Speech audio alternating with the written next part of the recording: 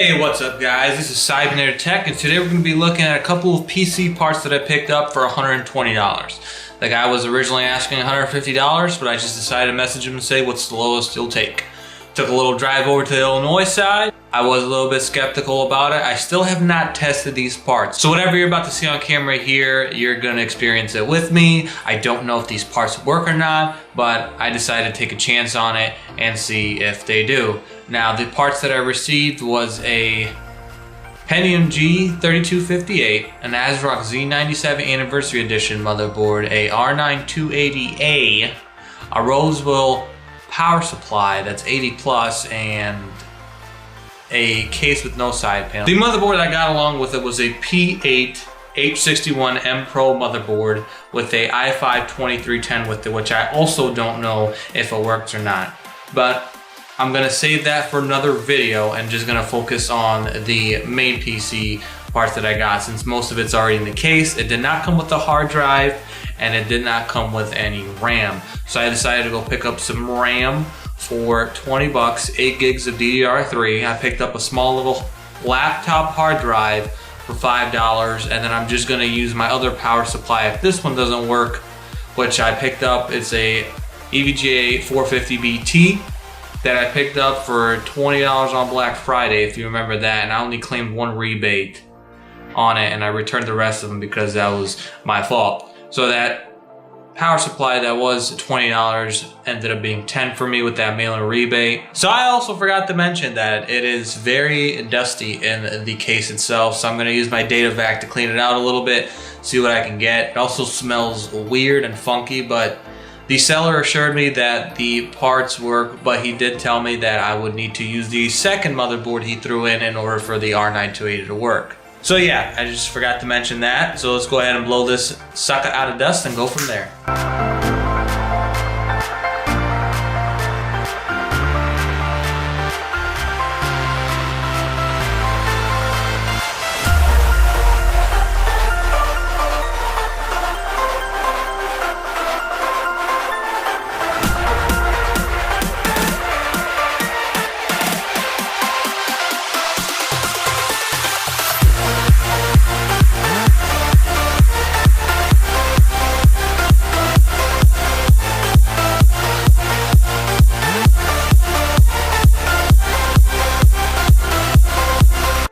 Alrighty, moment of truth. Let's see what happens when we press the power button. Although I am kind of afraid something might go pop, but let's see what we got going on here.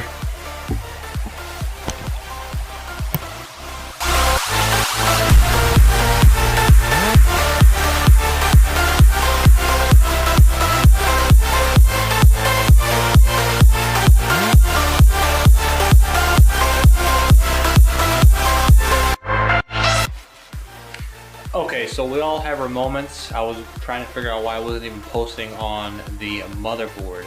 But I realized I forgot to put a stick of DDR3 RAM in there. Yeah. So that being said, let's go ahead and give this another shot and see if it works this time via the GPU. All right. There's a cold breeze blowing in. Okay, so it's not working. So the PCI Express slot is broken. Let's go ahead and give this a try via HDMI on the onboard graphics. I know I shouldn't stay. Alright, so this is going to be the HDMI plugged into the motherboard using the onboard graphics. Let's see if this works at least. You don't know me. Alright, well that works. So I guess indeed it is the PCI Express slot that is broken, and we cannot utilize GPU. However, I'm going to try to put this GPU in my main PC and see if the graphics card itself is actually broken and go from there. Don't need to catch you. You make me fall asleep.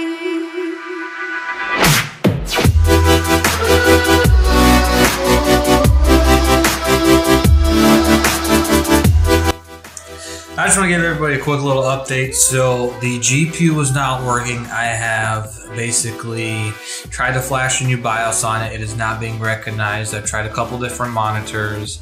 I've also tried a couple different cables, including the DVI, HDMI, and it's still not working. So I am thinking that this card is dead, and I am going to the last resort of trying to bake it to come back alive. And if that doesn't work, then I'm just gonna call it a day with this video card and figure something out with the rest of the video. So here we go. I do want to apologize. I'm kind of coming in at all different angles, but I bought a toaster oven thing at Walmart, and I'm just gonna use that because I don't feel like screwing up my main oven, and I don't want to take the chance, even though some people are claiming it's okay to do. So I'd rather not have to buy a new oven upstairs. And I'd rather just do this since I only paid 20 bucks for this toaster, and we'll see what happens from there. Don't need any pills and don't need to catch you. You make me fall. I forgot to mention the price breakdown, or at least what I would break down the price. And to be fair, I'm probably off by a little bit, or maybe off quite a bit. But for the ASRock Z97 motherboard that has a broken PCIe slot, I decided to designate that as $10. The Pentium G3258 as $20. The Asus P8H61M motherboard for $20. The case $5 since it's missing a side panel, and it's just a case. The i5-2310 for $20, the PSU for $5, that equals out to $80 in total as of right now, and then the R9-280, which I decided to list it on eBay, and hopefully I'll sell it for $40, which would bring the total cost of what I paid for it to $120. So that's pretty much what I got for $120, how I broke down the pricing of it, and that is that. I did forget to mention that in the video, so this is me recording it so you guys know what I broke down price-wise. So hopefully the next video does not have a broken GPU. So just an update, the GPU is gone. So rest in peace. I'm basically just going to toss this up on eBay, sell it for what I can, and just count my losses. And it looks like everything else works. After baking this, I've run out of options. I don't know what else to try. I literally burned a whole day trying to mess with this guy. So, as I was saying, counting my losses, I'm moving on, and that's that. So I want to apologize, guys. GPU is dead. I think I'm just gonna save the motherboard and the Pentium for something else. I think I'm just gonna end up using the motherboard on part of the test bench if I get any more socket 1150 CPUs to see if they work and all that good jazz. Other than that, I'm just going to start on the second project and move on from this treacherous disaster. So, it is what it is. Thank you guys for watching. Stay tuned for the next video. This is Cybernator Tech signing out.